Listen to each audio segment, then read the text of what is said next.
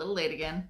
I think next week I'm going to try moving this back to 3 o'clock Central, which would be 1 o'clock Pacific, for my live video, because I just got Ina down for a nap again. So it appears her nap time is moving back just a little bit, which is fine. It's totally fine, but it does make it a little harder for me to properly schedule videos for you.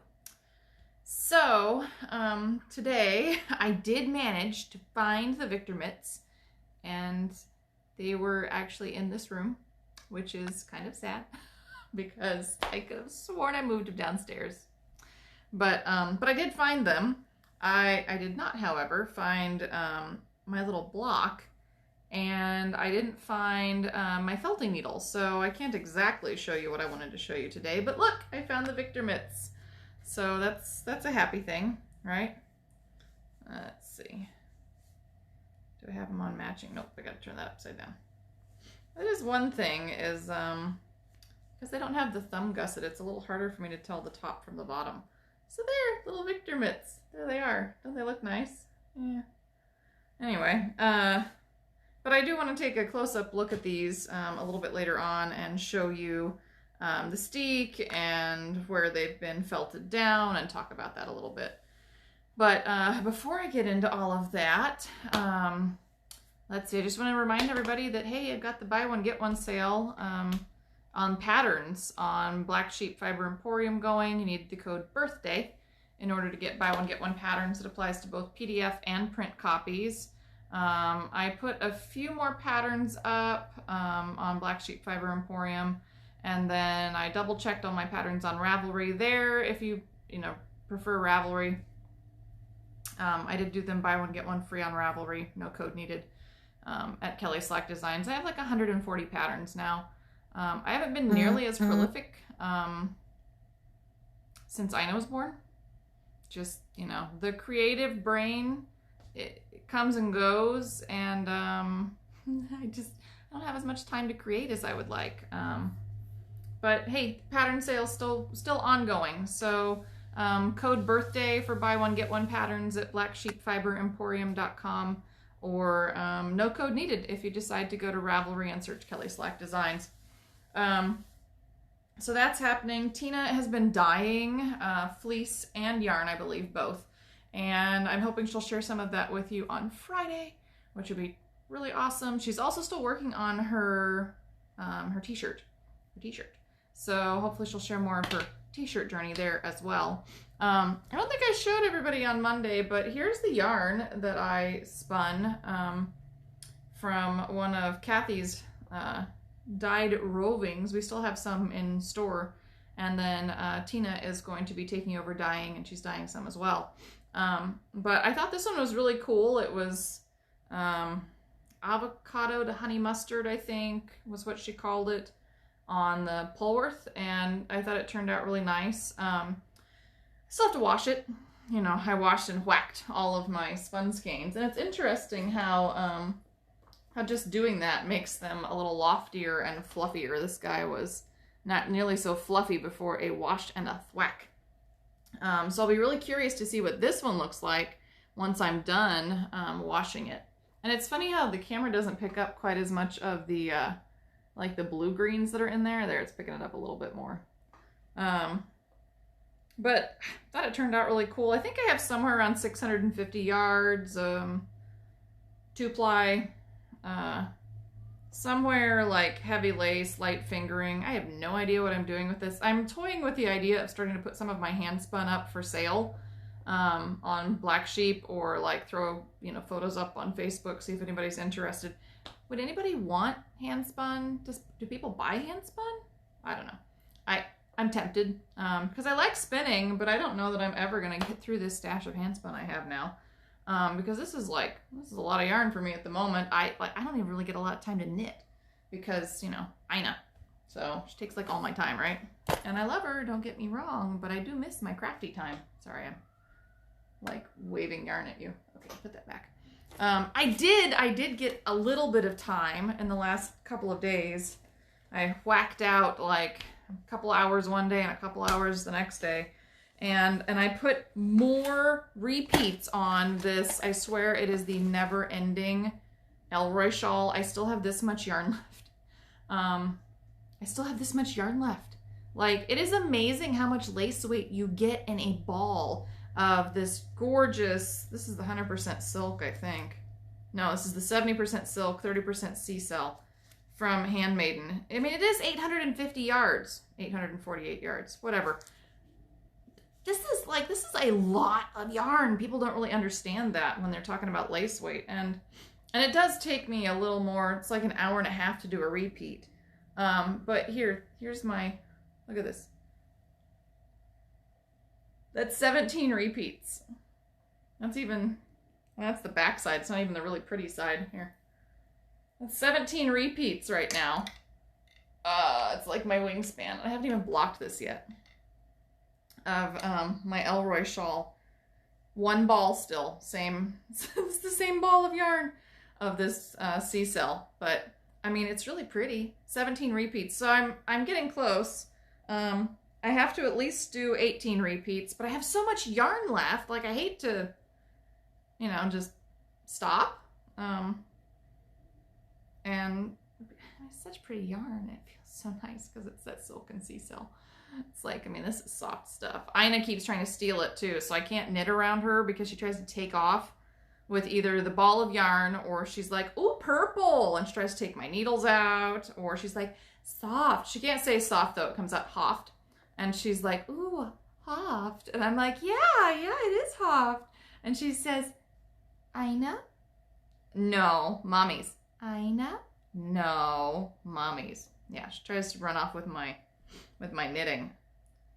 Anyway, so I'm still working on it. I'm hoping to get it done. I'd really like to have it done by Halloween and do like a blocking video with everybody so I can show you what it's going to look like. It's going to be enormous.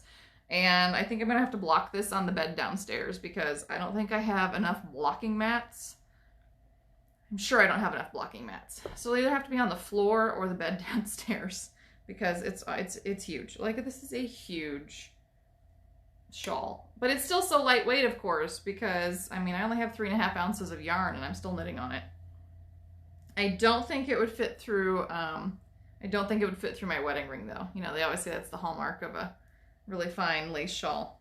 But anyway, it's turning out gorgeous, and I do love it, and I look forward to one day finishing this. I really do. That's the goal, anyway, is one day finishing this. All right, so while I was looking for set that up there. While I was looking for the Victor mitts, which I did find, I also found some other stuff and kind of forgot that I had it. And yes, this does have a jingle bell on it. That was an anti-theft device for when we go to festivals and when we're in the store. But this guy, if you're like wanting to dabble with lace and you don't know where to start, so you want some bigger yarn, this is a worsted weight shawl made in the soft donegal. And it's my Belle of Baltimore shawl. So it takes 2 to 3 skeins depending on how big you want to make yours. But you know, it's lovely, it's soft, you still get lace, you learn lace, but it's a nice big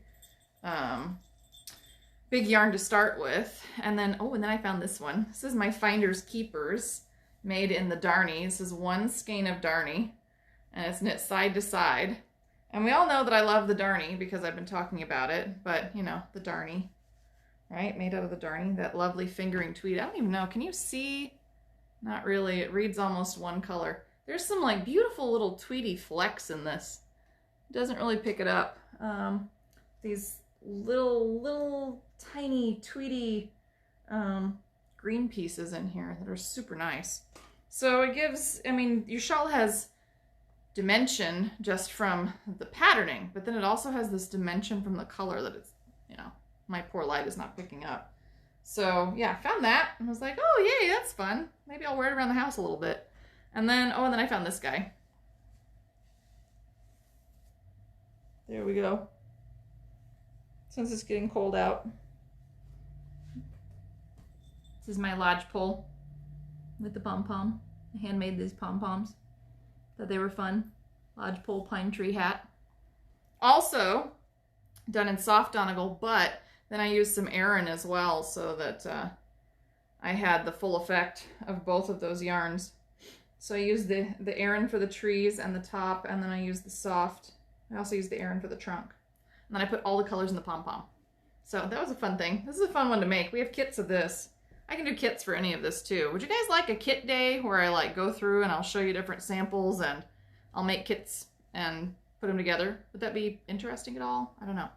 Here's the Devil's Churn hat. So Tina designed the hat, and then I made mitts that matched it so that we did kind of a pairing. And then, ooh, and I found these. These are my little hexagon mitts, which Tina wore and wore and wore the one year she came out here when I was pregnant, when we went to go do Ozark Fiber Fling, because it was so cold that weekend. So cold and it rained so much. But these guys, super fun. Also soft Donegal. And then, oh, I think this one was Shifting Bricks. This is my Shifting Bricks hat. Something just fun, again, in the soft Donegal. Super lovely. Lovely stuff. Oh, and then more Darnie. I don't know if you can see the tweed flecks in the Darnie any better. A little bit. The pink shows up a little bit. But I love doing these little lightweight hats. I have another one sitting up here that I had finished. Love doing these little lightweight hats. In the Darnie, because sometimes you need just a little something on your head. You don't need like a huge hat.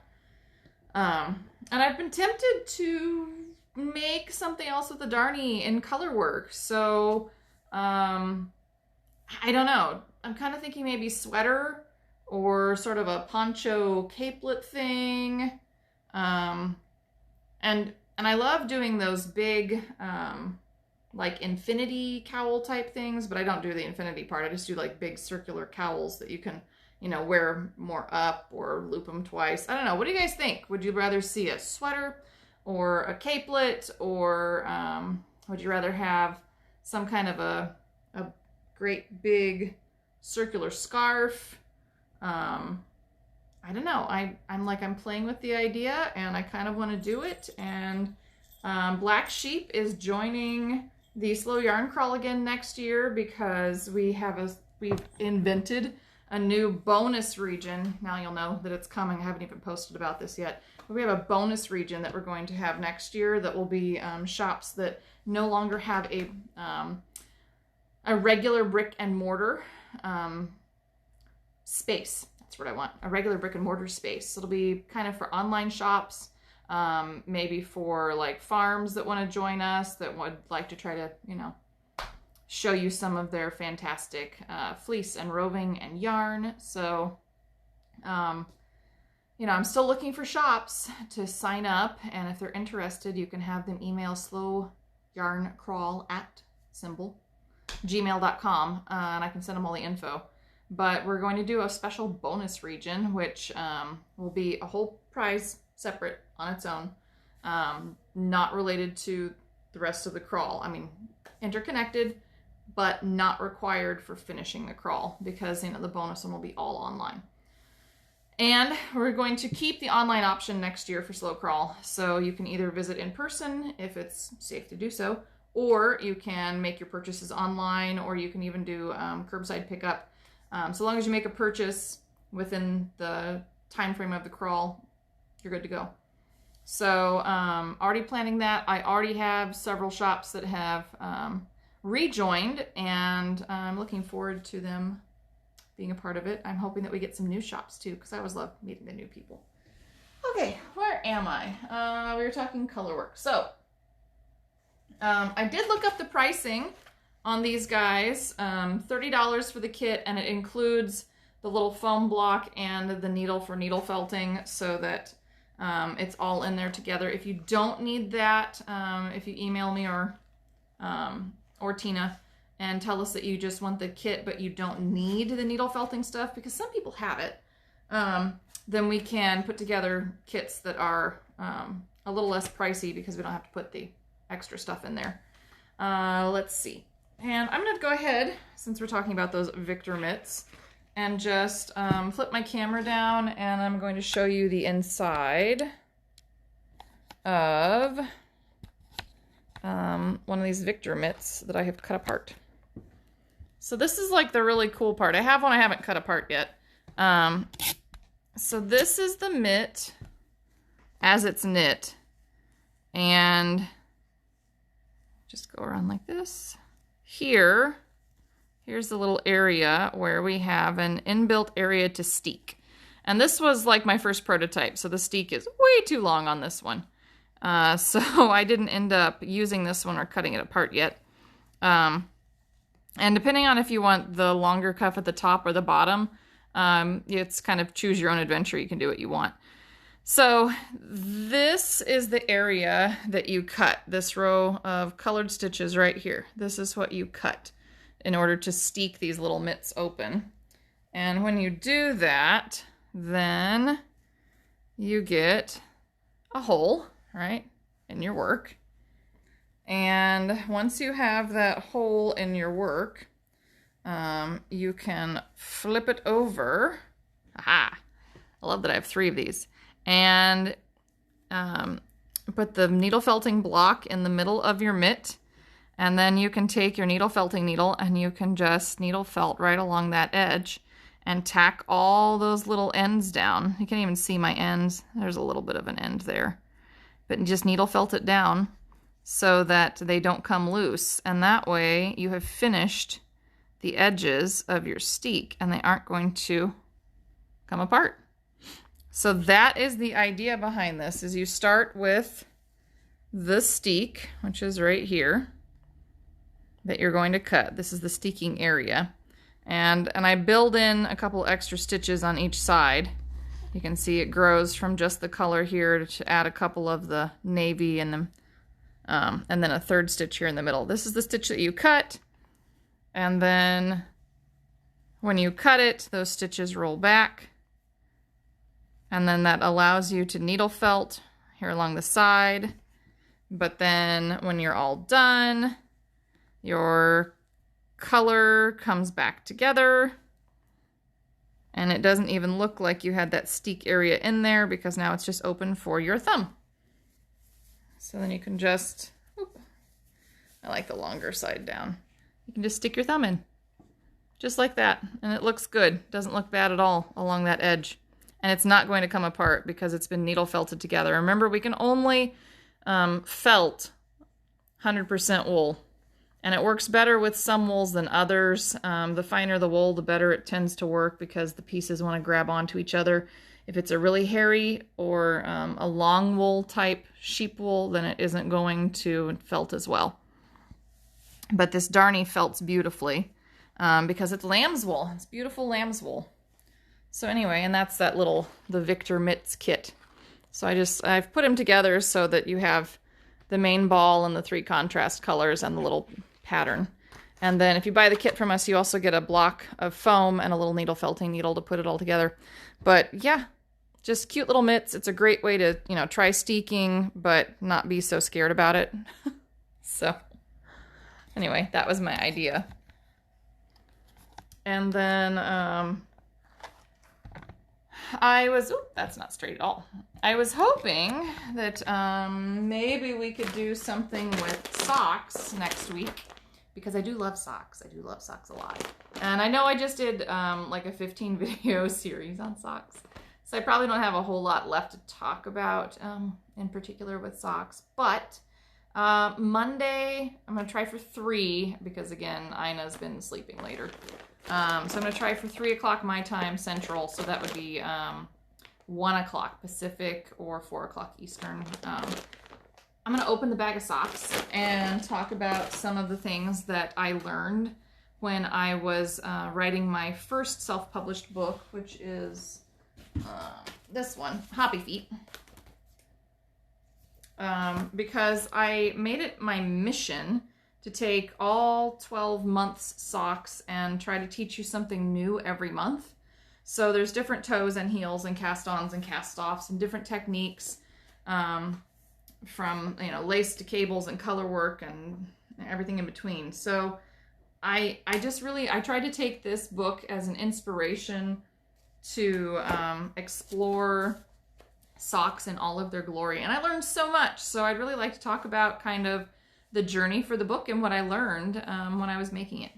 So, and then maybe we will play with some colors and talk about trying to put together something Colorwork-y that could be fun for our pattern for Slow Yarn Crawl. And I can, you know, talk to you a little bit about it in the planning stages, but then you won't be able to see kind of the finished project for a long time because, you know, I have to keep it a secret.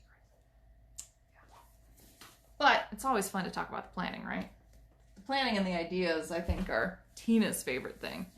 She's always got tons of ideas. The execution sometimes is a little bit harder, but the planning and the ideas are always fun. It's fun to dream. I like to dream. So anyway, I'm planning to do some more spinning. I'm planning to do some more knitting. And while Ina is still taking a nap this afternoon, I think I'm going to sit down and try to put another repeat on the never-ending Elroy shawl so that maybe this month we can actually block it. Cross your fingers. So anyway, Monday I'll be back about 3 o'clock. We'll look at socks. I'll talk to you about things that I've learned with socks. Maybe I'll try to get something out and show you a little tip and trick when it comes to closing holes. And I need to write up a pattern. I made these little tiny, I have it here. I made these little tiny keychain socks for my Wafa videos. So this is the teeny tiny little top-down sock. Teeny tiny little top-down sock. And this is the teeny tiny little toe-up sock. And I haven't fully cast off this one yet. Uh-oh. Well, yeah, so I gotta fix this. That's okay. So here's my teeny tiny little toe-up sock.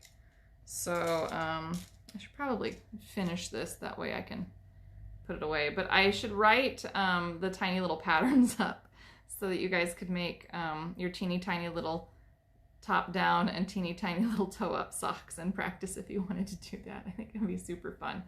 And I mean, I'll just make it a little free pattern. I made one taller than the other two. Well, whatever. It's all good. So yeah, anyway, just tiny little socks. I made teeny tiny little socks as practice.